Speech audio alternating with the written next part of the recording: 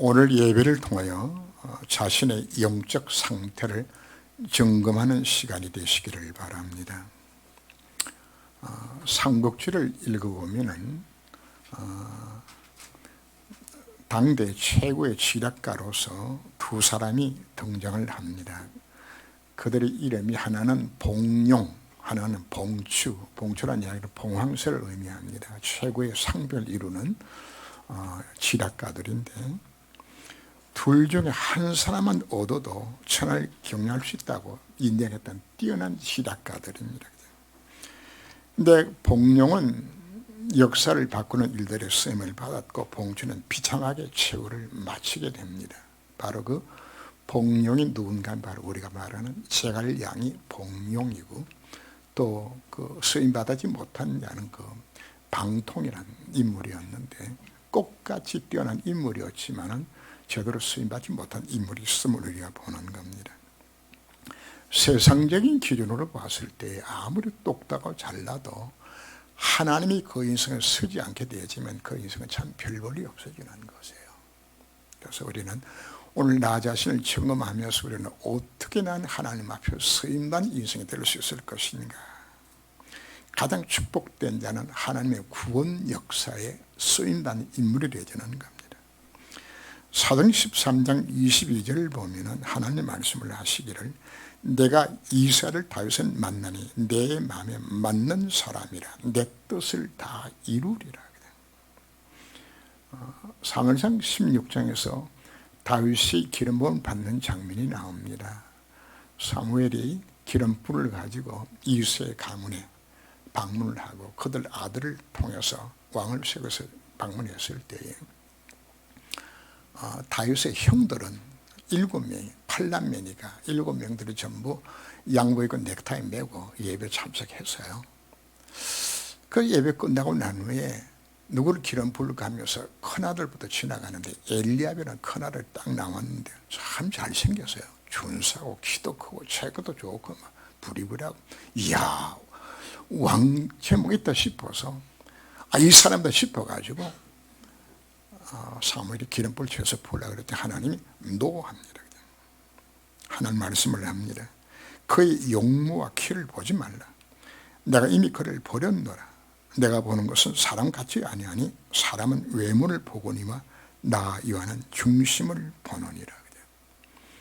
둘째도 셋째도 7제까지 다 지나갔는데 하나님 아무것도 허락지를 않아요. 그 이삭이 물었어요. 아니, 아들이 이것밖에 없냐? 하나 더 있대. 어디냐 그때? 막내가 지금 양을 치고 있다고. 자, 형들의 입장이나 아버지 입장이 봤을 때는 제목 콜리게 저 다윗은 뭐가 되겠냐? 아무도 인정받지 않았던 그 다윗. 그 다윗을 불러서 그에게 기름을 부어서 이스라엘 왕으로 세우는 장면들이 나옵니다. 하나님은 어떤 자를 사용하시는 것인가? 하나님의 영원한 언약이 있습니다. 바로 복음이 영원하고 전도와 선교가 영원합니다. 하나님을 왜 구원하셨나요? 구원하신 목적 자체는 크게 두 가지입니다. 하나는 구원의 축복을 누리면서 그 하나님을 영원하게 하는 삶을 살아갈 수 있는, 그 하나님을 즐거워할 수 있는 삶으로 살아간, 바로 그걸 위해서 우리를 불러주셨고, 두 번째는 바로 우리들로 하여금 이 복음이 정립되어서 이 땅에 하늘나라에 임하는 것이 그 인생의 쓰임받은 만드는 것. 이 두 가지가 하나님의 절대 목표, 절대 계획입니다. 부모가 자식을 낳아서 기를 때도 두 가지 목적이죠. 하나는 부모의 사랑 가운데 이 아이가 행복하게 잘 자라는 것이, 그것이 부모의 소원입니다. 그리고 두 번째는 뭡니까?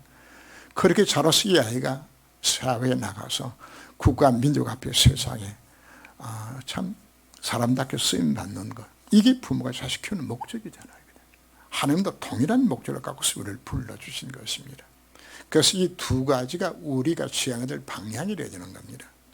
그래서 마태복음 6장 33절에서는 너희는 먼저 그의 나라와 그 의를 구하라. 그리하면 이 모든 것에 너희에게 더하여 약속하신다. 바로 그의 나라와 그의 의를 구하는 것이 무엇인가?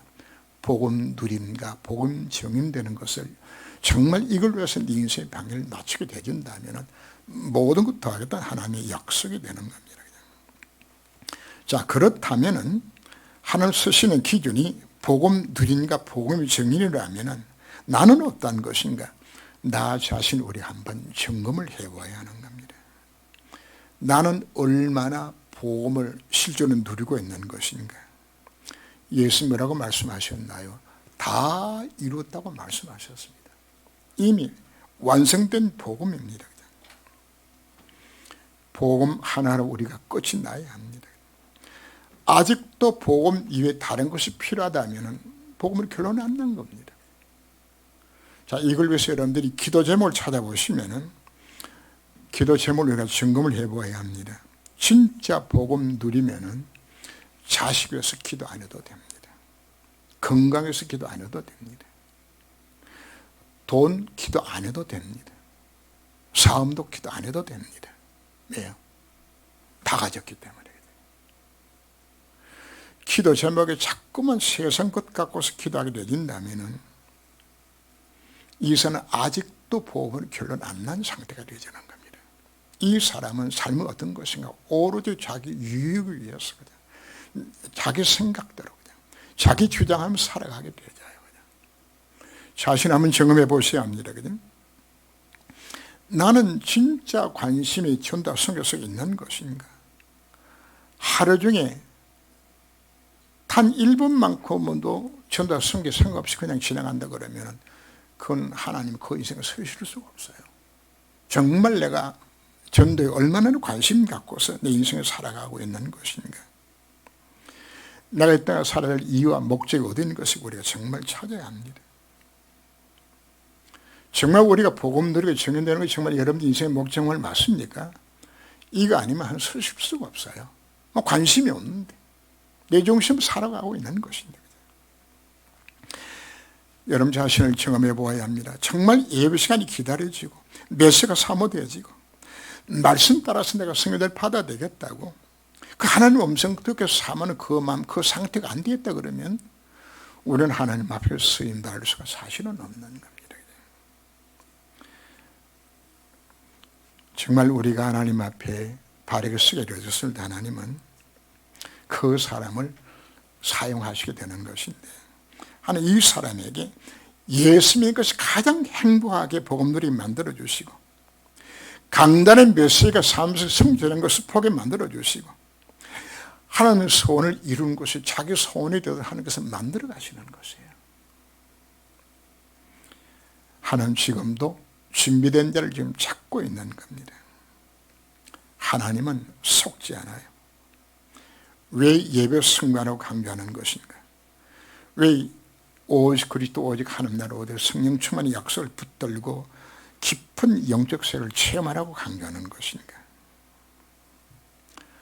이렇게 할 때 하나님께서는 이 복음을 체험하게 만들어 주시고 그 마음속에 하나님의 소원이 자기 손을 되게 만드는 이것으로 들어갈 때 우리 하나님 앞에 그 인생 쓰임받게 되는 겁니다.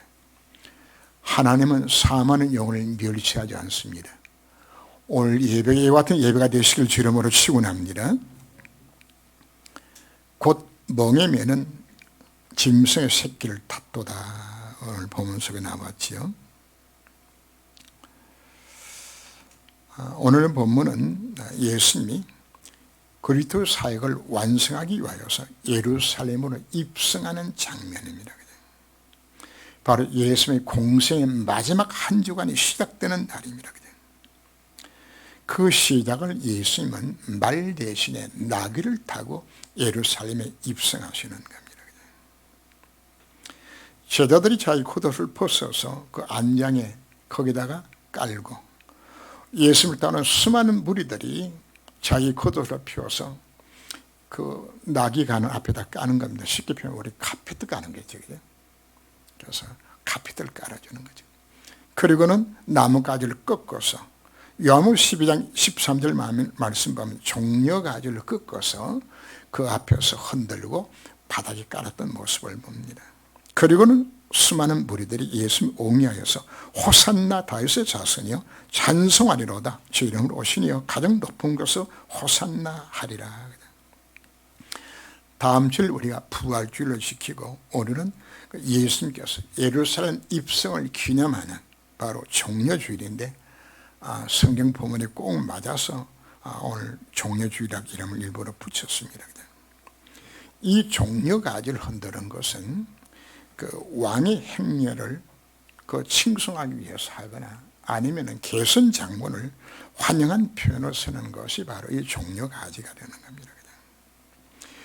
요한복음 12장 13절 14절 보면 주 이름으로 오시는 이 곧 이스라엘 왕이여 부르죠. 누가복음 19장 38절에서는 주 이름으로 오시는 왕이여 예수님 왕으로 환영을 받으시는 장면들입니다. 종려 이러면은 여러분들이 그 대추야자입니다. 가끔 제가 파기단이나 갔다 오게 되지만 열매와 조금 많이 담겨있지 뭐가 말고 그게 종려 열매입니다. 우리나라에도 관상용으로 지금 많이 재배를 합니다. 여러분들이 그 축구 화환이나 건조화에 보면 밑에 보면 둥글게 이렇게 삐죽삐죽하게 나온 게 있죠. 그게 종려잎을 잘란 겁니다. 예수님께서 마귀 대를 박살낸 만왕의 왕으로서 개선종으로 오시는 모습을 이렇게 묘사하고 있는 것입니다. 당당히 예수님의 승리를 선포하고 예루살렘 입성하고 있는 겁니다. 창세기 3장 사건으로 인하여서 하나님께는 우리 인간들에게 하나님 무슨 언약을 주셨나요? 창세기 3장 15절 말씀 언약을 주셨어요. 바로 마귀대를 박살내게 되지는 바로 사단을 꺾고 오신 왕 되신 그리스도가 오실 것을 약속하고 있는 그 왕 되신 그리스도로 예루살렘 입성하는 장면을 우리가 표현하고 있는 겁니다. 바로 이 언약을 성취를 위해서 예수님이 오셨고 그 예언은 하나님의 절대 계획을 이루는 현장인 겁니다. 이 구원 역사 하나님께서 반드시 이루실 수밖에 없는 절대 목표를 이루는 하나님의 절대 계획이었죠. 그죠? 그래서 예수님은 미래 승리를 선포하시고 예루살렘에 입성하는 겁니다. 바로 우리 온 인류를 구원하시는 하나님의 최대 계획이죠. 이 계획이 이루는 그 현장 속에 바로 승리를 선포하시고 지금 들어가는 장면을 우리가 보는 겁니다. 만군의 하나님 열심히 일을 이루실 것이기 때문입니다. 우리 성도의 삶도 동일합니다. 하나님 우리를 부르시고 구원하셔서 하는 자녀 삼아주셨고 나를 통해 이루기 원하시는 하나님의 절대 계획 속에 나를 불러주셨습니다. 자, 여기가 중요한 부분들입니다. 내가 복음 누리며 하나님의 절대 계획을 깨닫고 내가 이웃에 들어가게 되진다면 우리는 뭐 할 수 있는 겁니까? 얼마든지 앞당겨서 승리를 선포하고 우리는 우리의 삶을 감당할 수 있는 자로 우리를 불러주신 것입니다. 모세는 홍해 앞에서 당당하게 외칩니다. 너희는 가만히 있어서 여호와의 구원을 보라고. 당신 상황이 어떠합니까? 앞에는 홍해 바다가 뒤에는 애굽의 번도가 치투 들어왔어요. 어디에 매장지가 없어요. 죽게 만들었냐고. 그 위기 상황 속에서 모세는 당당히 외칩니다. 너희 오늘 본 이 애굽 사람을 다시는 보지 못할 것이라고.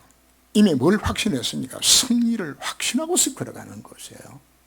무엇 때문에 그럴까요? 하나님의 언약이 어디 가야 되기 때문에 출애굽하여서 가나안 땅까지 가야 되기 때문에 우리가 뭘 잡는다면 우리 각자 계획하는 하나님의 절대 계획을 내가 찾게 되진다면 이 확신 갖고 얼마든지 우리가 당당할 수 있는 것입니다. 하나님 여호수아에게 약속합니다. 네가 밟는 땅을 난 네게 주었다고 하나님께서 약속하셨습니다. 그 약속을 믿고서 앞에 요단이 가로막혀도 여리고가 가로막혀도 상관이 없어요. 나중에는 어느 정도 확신 속에 들어가는 것인가. 가나안 땅 정복이 하나님의 절대 계획이기 때문에 여호수아는 태양을 멈추라고 하지 소리 지를 만고. 왜? 확신이 확신. 여러분이 확신이 그냥 생겨나는 것이 아닙니다. 내가 복음 누리며 하나님의 절대 계획을 내가 정말 깨닫게 되진다. 다윗이 골리앗을 씁니다. 이미 다윗은 왕으로 기름부음을 받았고 이 왕의 자격으로 당대 이길 것을 확신하면서 그 앞에 서는 것이에요. 검도하시는 분들이 있죠. 검도 고단자들이 검도하면은 막대를 양쪽도 들고 꼼짝도 안 해 두 사람이 10분에 20분에 그냥 째려보고 있는 거예요. 그죠? 근데 뭘 하는 것인가? 상대방의 허점을 찾는 거예요. 그죠? 그래서 고수들이 뭐라고 이야기하는 것인가 하면 내리쳐서 이기는 것이 아니고 이겨놓고 친다는 이야기예요. 알아들을지 모르겠네. 상대방이 허를 찾고서 내리치는 것이 그냥 쳐갖고는 이게 다 막아버리면 소용이 없기 때문에 그래서 검대 고단자들은 이미 이겨놓고 친다는 이야기죠. 동일합니다. 승리하신 그리스도가 나와 함께 하시기 때문에 이겨놓고 치는 것이에요. 다윗이 골리앗 앞에 섰을 때도 너는 칼과 단창으로는 내게 오지만 나는 네가 모욕하는 망군이와 이름으로 네게 간다. 전이 여호와께 속한 것이죠. 이 땅에 하나 살아계신 내가 전구하리라. 이미 승리 선포하고 가는 것이에요. 자, 하나님 어떤 때를 사용하실까요? 이렇게 보고만이 모든 답이 정말 다 들었구나. 내가 해야 될 사명이 무엇인가를 깨닫고서 여기 방향 맞춘 자에게 하나님 이와 같이 능력으로 역사하시겠다 지금 우리에게 약속하고 있는 겁니다. 그래서 우리가 왜 예배 성공하라, 왜 깊은 묵상해라, 깊은 기도로 들어가라 이야기하는 것인가? 정말 복음 들으면 내 미션을 깨달으라고 이야기하는 겁니다. 이것이 찾아야 되게 되지만 우리는 이 확신 속에서 우리가 얼마나 승리할 수 있도록 우리를 이끄시겠다고 약속하고 있기 때문입니다.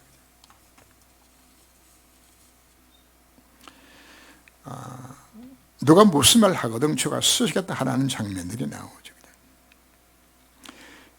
예수님 구원 역시 이런 과정 속에서 이름 없는 그 벳박이라는 장소입니다. 바로 예루살렘과 바로 입구, 감난산 바로 입구 바로 거기입니다.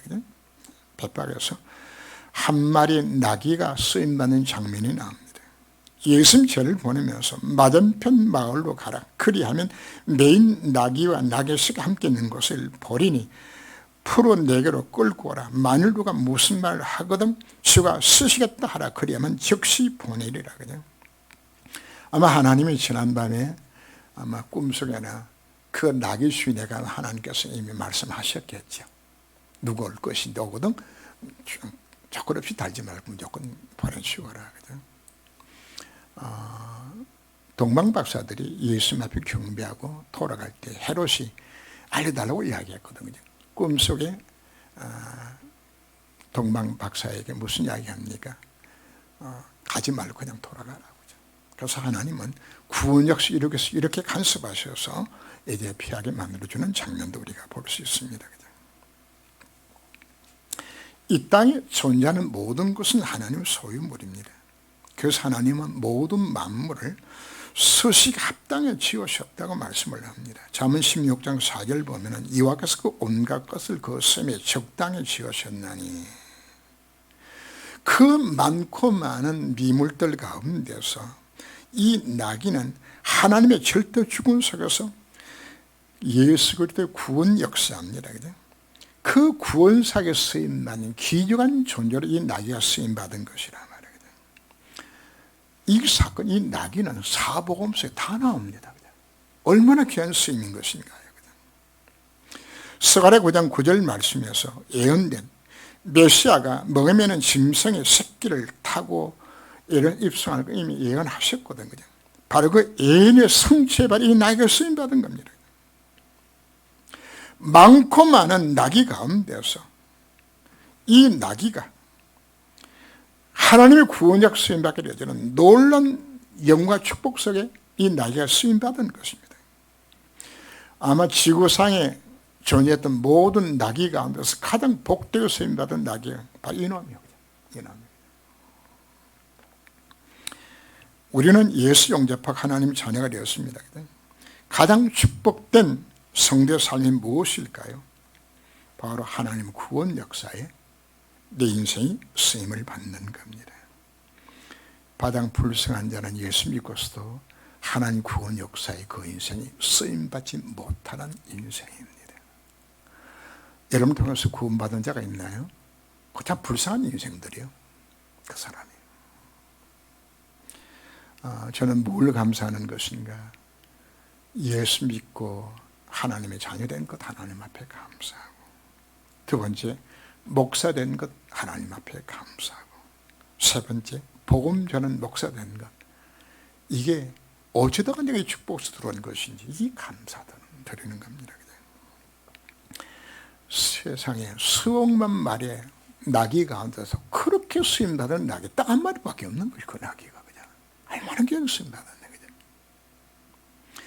이 땅에 살았던 수많은 여인 가운데서 가장 복된 여인이 바로 누군가? 누가복음 1장 42절 보면은 바로 예수 어머니 마리아죠. 그냥 어쩌다가 예수를 낳는 그 한 일들에, 그래서 여자 중에 네가 복되다고 이야기를 하고 있죠. 그죠? 여러분, 누가 진짜 축복인 겁니까? 하나님 앞에 그 인생이 구원 역사 수임 받는 겁니다. 그냥. 저는 생각할수록 하나님 앞에 감사한 것이, 어쩌다가 나 같은 것이, 나귀와 같은 참 비천한 나귀 종을 하는 나 같은 죄인이 예수 믿고 이와 같이 이 복음 전하는 자로 쓰임받게 된 것인지 생각만 해도 하나님 앞에 감사한 것밖에 사실은 없어요. 하나님 부족하지만은 우리 교회에, 또 부족한 교회에게 선함과 성교와 또 파기단을 사실 맡겨주신 거거든요.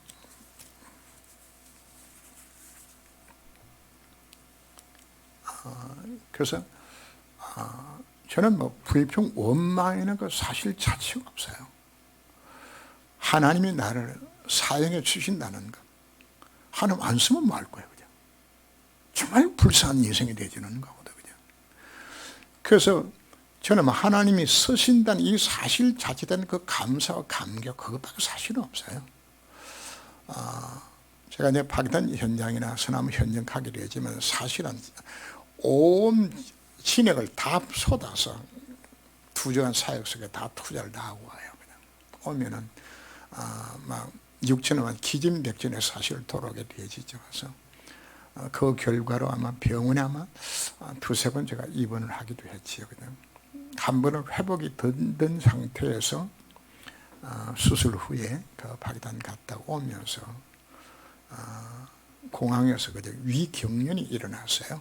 일어나서 도저히 통증이 견딜 수 없어가지고 몰핀 주사를 맞고, 그 다음에 방콕 경유에서 또 내려가지고 몰핀 또 맞고, 그냥 비행기를 타고 어떻게 왔는지 몰라요.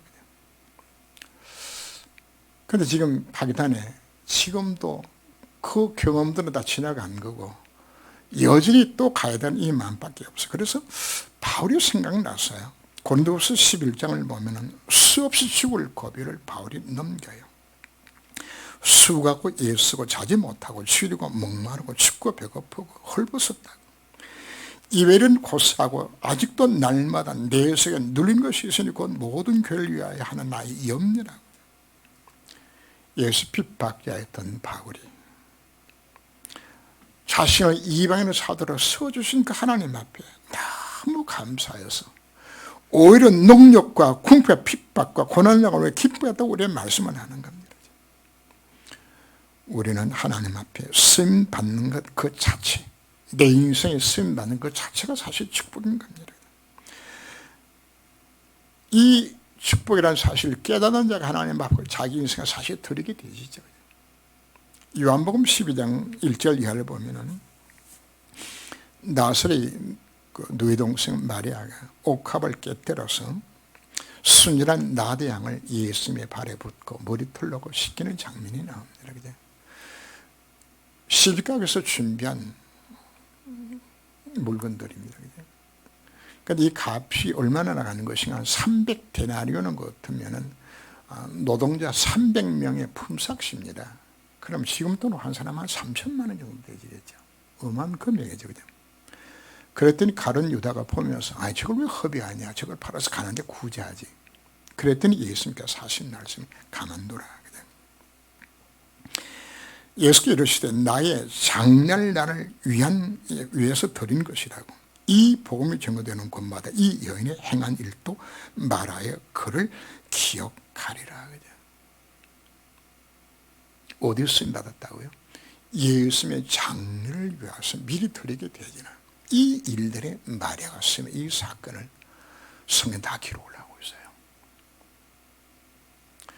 우리가 하나님 앞에 구원 역사에 복음 때문에 쓰임받는 것, 내가 가진 것 쓰임받는 이것보다 사실 값진 것이 없는 것이에요.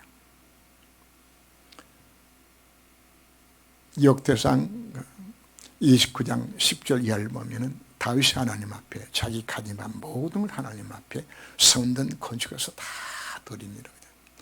금은 10만 달란트, 은은 100만 달란트, 놋과 철은 중수를 셀 수 없을 만큼의 많은 양을 다 드리고서 다윗이 눈물로 하나님 앞에 고백을 합니다. 하나님, 어찌하여 나 같은 것이 하나님 앞에 성전 건축을 위해서 내 가진 것이 이렇게 쓰임받아 들 수 있는 것입니다. 드리고도 그 앞에서 감사하고 감격했던 그 모습이에요. 우리는 내 생명과 내 가진 모든 물질 모든 것까지도 무엇이 가장 감사하고 축복된 것인가, 이 땅 한날에 임하는 곳에 이 복음도 쓰임받는 것보다 이것보다도 더 값진 것이 없는 걸 우리가 깨달아야 되는 겁니다. 이 마음 가진 자에게 하나님께서 모든 것을 허락해 주시는 걸 우리가 깨달아야 합니다. 호산나 다윗의 자손이여 찬송하리로다. 예수님의 입성은 성경의 가장 핵심적인 내용이 예언이 성취되는 바로 그 현장입니다. 하나님 형상 지음받은 우리 인간들이 행복을 누리며 살 수밖에 없었는데 그 땅에는 죄도 호감도 없어서요. 에덴 동산은 천국의 모형입니다. 그런데 사단이 속고 죄를 봉하늘 떠나서 우리 인간들이 멸망 속에 빠졌지요. 그 원죄로 인하여서 아담의 혈통을 태어난 모든 자들은 전부 멸망 속에 빠져있을 때에 우리 인간을 사랑하신 하나님께서 구원 계획을 세우시고 은혜로 구원하시고 작정하시고 성삼위 하나님이 역할을 분담하셔서 인간을 구원하시기로 작정하시는 겁니다. 성부 하나님이 모든 계획을 세우시고 성자 그리스도께서 직접 이 땅에 오셔서 예언대로 십자가를 지시게 되어지고 성령께서 이걸 우리에 적용시켜서 구원하게 만들어. 여러분 한번 상상을 해보세요. 삼위 하나님이 나 같은 건져 구원하게 주시겠어. 이를 이루시겠어. 이 모든 것을 계획하시고 인하하시 그 장면 우리가 보게 되는 겁니다. 이걸 위해서 하나님께서 미리 예언하셨어요. 예언의 우선 보내겠다고. 창세기 6장 14절 말씀 보면은 방주를 만들어 놓고 방주에 탄 자는 다 구원 받으라고 약속해 주셨습니다. 사기꾼도 도둑놈도 방주에 타면 되죠. 여러분 M방으로 그 말씀을 피우고 있는 그 주호 그놈도 회개하면 방주 타면 그분도 천당 가요. 그냥. 누구든지 예수만 믿으면 그 안에 들어가게 되지만 구원받는 이 놀라운 비밀을 선포해 주시는 겁니다. 그냥. 출애 3장 18절 말씀에서 피 팔았을 때 구원받게 되지는 이 놀란 이 일들의 주인공으로 바로 예수 그리스도 이 땅에 오신 겁니다. 바로 그 예수 그리스도 땅에 오셔서 이제 구원을 이루기 위해서 올라가는 그 장면 속에 자, 이 무리들이 예수는 뭐라고 호칭했나요? 호산나 말하자면 우리를 구원하소서는 뜻입니다. 다윗의 자손이 하는 것은 바로 구약성에 예언된 창세기 3장 15절 방주 언약과 피 언약과 이 모든 언약의 그 실체로 보내면 약속하신 다윗의 후손 바로 그걸 의미하는 거거든요. 바로 이들이 외친 것은 지난주에 바디메오가 다윗의 자손의 날 불쌍하게 달라고 이야기하면 예수 누구란 이야기입니까? 해답 그를 바라보면서 외치는 겁니다. 자, 이들이 수많은 무리들이 예수님 따른 것은 예수님 행하시는 표적을 봤거든요. 그들이 누군가 하면은 볼따스 물고기 2마리가 빵조각을 먹었던 자들이에요. 거기다가 요 사건 앞에 뭐가 있었던 것인가 하면은 요한복음 11장에 보면은 죽은 나사로가 살아난 사건이 일어나요. 그래서 이 광야를 보았더만 수많은 사람들이 이제야 예수님이 왕으로 세워진다 그러면 끝나겠구나 생각을 갖고서 그냥 북한 말로 하면 가열차게 이들이 막 찬양하고 막 그냥 높이는 그런 장면들이죠. 근데 문제는 이들이 예수님을 어떤 메시아로 부하느냐 하는데 여기 문제가 생겨나는 겁니다. 이들이 기다렸던 메시아관입니다. 바로 500여로 오직 녹였을 때 이들은 예수 뭐로 삼으려고? 왕 삼으려고 그러죠. 자, 세베대 아들들의 어머니가 찾아와서 예수님이 이날 회복하게 되지 뭐 삼아달라? 좌정수 우정수 삼아달라고. 이들이 지금 보고 있는 것은 창세 3장의 근본 문제를 해결하는 메시아가 아니라 바로 현실의 의식적 문제를 해결하는 로마 속에서 민족을 해방하는 이 메시아를 바라보고 지금 화나고 지금 그 예수님을 모셔드는 그 장면들입니다.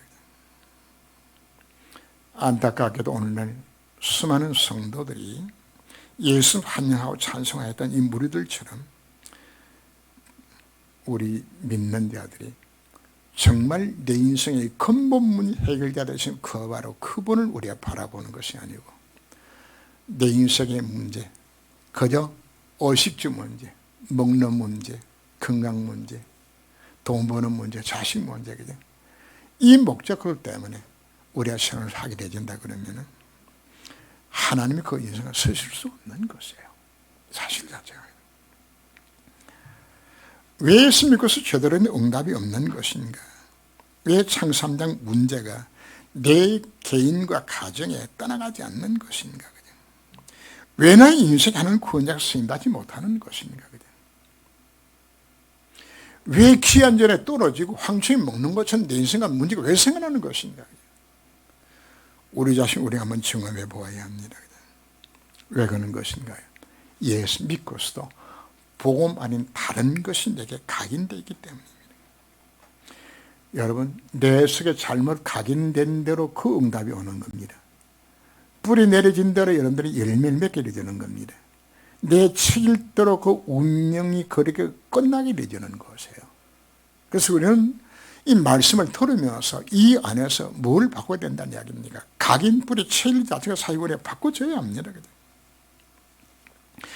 이미 우리는 하나님의 자녀로서 성삼위 하나님이 함께 하시는 놀란 축복된 신분을 날 불러주신 겁니다. 성령의 놀란 신분 권세 이미 다 우리 주셨습니다. 다 주어졌는데도 이걸 놓쳐버리고 이걸 누리지 못하게 되니까 자연스럽게 어디 관심 갖나요? 자꾸만 세상 것에 우리가 빠지게 되지는 겁니다. 하나님이 때로는 이것을 깨닫게 만들기 위하여서 영적으로 육신적으로 우리에게 고통 주시기도 해요. 왜 이스라엘 백성들이 노예도고 포로도 왜 속고 왜 늦었나요? 하나님 이것을 그렇게 했나요? 깨달으라고 이야기하는 겁니다. 우리 인생에 문제가 있습니까? 그 문제가 오히려 우리들 하여금 정말 하늘 서실 수 있는 그 그릇들로 준비될 수 있는 이 과정을 우리가 삼아야 되는 겁니다. 오늘 현실을 봅시다. 코로나19로 인해서 고통당하는 현장을 바라보면서 우리가 뭘 제가 많이 강조했죠. 복음의 흐름을 봤을 때 완전히 복음이 끓어오는 것 같은 시대 속에 하나님이 온 땅에 지금 재앙을 퍼부었거든요. 아마 키신저의 그 말처럼 코로나 끝난 이후에 세계 질서가 아마 이상이 변화될 것이라고 이야기를 합니다. 아마 체제 자체가 많이 바뀌어질 것이라고 이야기합니다. 저는 그 속에다 뭘 바라보는 것인가? 하나님이 이번 코로나19를 통해서 하나님은 온 땅에 이 복음문들이 일어날 수 있도록 하나님 만드시겠구나 하는 생각을 우리가 하게 되죠. 이 시대를 바라보게 되지면서 우리는 뭘 깨닫는 것인가? 아, 그렇구나. 내가 그동안에 복음 누리지 못하고 내가 복음 전하지 못해서 바로 이 문제를 찾아온 것이로구나. 시대의 현실을 바라보면서 누구처럼요? 한나가 아들 달라고 기도하다가 뭘 깨닫습니까? 참담한 민족 현실을 바라보면서 기도하는 그 깨우침이죠. 하나님은 누구를 쓰실까요? 시대의 현실을 바라보는 하나님, 나 한 사람이라도 이로금 들고서 코로나19에서 고통당하는 자들에게 지향에 빠진 이 민족과 이 세계 살릴 일들에 내 인생에 쓰임받기 원합니다 하고 우리가 정말 기도하게 되진다면, 여기 이 기도가 조금이라도 하나님 앞에 쓰임받아 우리가 정말 마음 중심을 담게 되진다면 하나님 그 인생을 받으시고 그 기도를 받으시고 쓰시겠다 우리들에게 약속하고 있는 것입니다. 그래서 오늘 시대를 보면서 나는 뭘 할 것인가, 하나님 절대 계획을 잡고서 이웃에 들어갈 수 있는, 주가 쓰시겠다 할 때 내가 여기 있나이다 하고 고백할 수 있는 여러분 인생 되시기를 주 이름으로 축원합니다. 기도합니다. 주님, 신앙생활에서 가장 중요한 것은 그 인생이 하나님 앞에서 생명 살리는 구원 역사에 쓰임받는 것이라고 말씀하셨습니다. 하나님 쓰신 기도는 바로 그리스도로 결론 난 자를 찾으시고 삶의 목적이 전도와 선교인 자를 찾아서 하나님 절대를 이루시겠다고 우리에게 말씀하여 주셨습니다.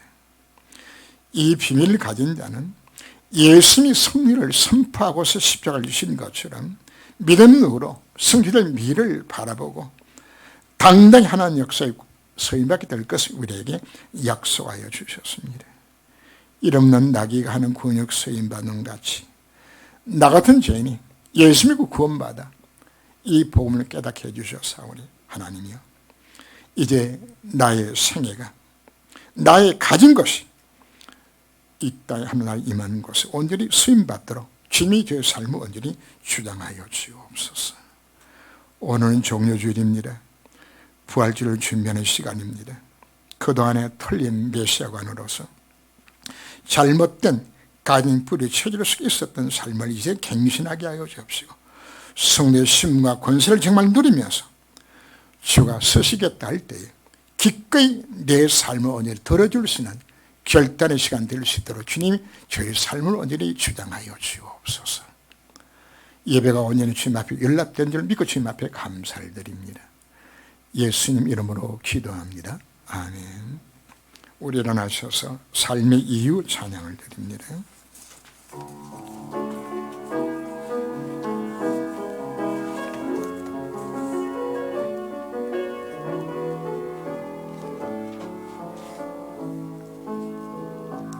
혹은 증거할 이유 내게 없다.